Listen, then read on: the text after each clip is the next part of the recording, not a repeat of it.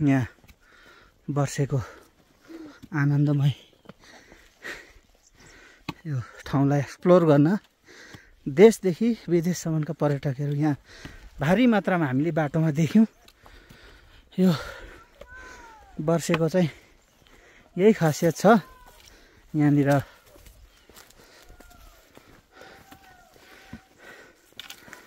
गुराँस, चाँप, चिम्मल, यहाँ विभिन्न औषधिजन्य वस्तु, प्राकृतिक जडीबुटी यहाँ पाइन्छ। प्रकृतिको संसाधनले धनी। अहिले अलिकति यहाँ हाम्रो पुरानो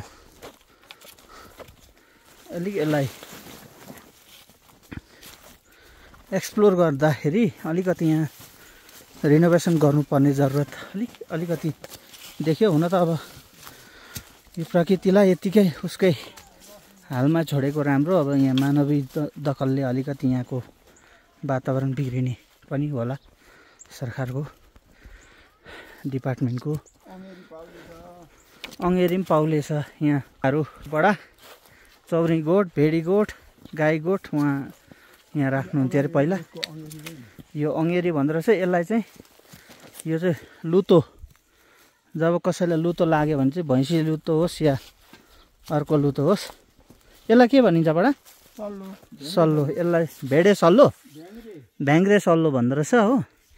यहाँ त्यही कारण म अलिक बुढाबुढीलाई चाहिँ यो ठाउँको जानकारी भएको कारणले गर्दाखेरि उहाँहरूलाई लिएर आएको हो। किनभने उहाँको बचपन यहीँ बित्यो भन्नुहुन्छ होइन बडा? छैन पोखरी यता यही आल थियो होला, यही आल होला नि, के पोखरी हुन्थ्यो। अब यहाँ यस क्षेत्रको जानकारहरू हुनुहुन्छ उहाँहरू।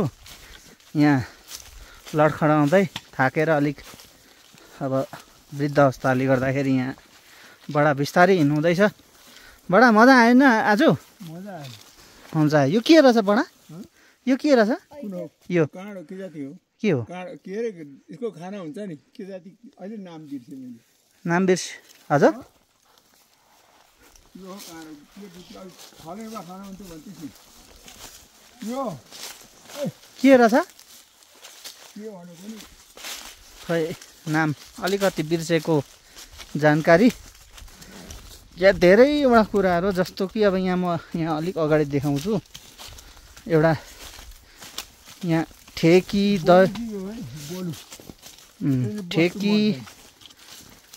ठेकीहरू, टोलुङहरू उहिले अब यो गाई गोठ, भेडी गोठ हुँदाखेरि चाहिँ यहाँनिर अब त्यसो जालोहरू नपाउने। अनि यो घाँसको जरालाई सुकाएर, यो घाँसको जरालाई सुकाएर, यो त अलिक तर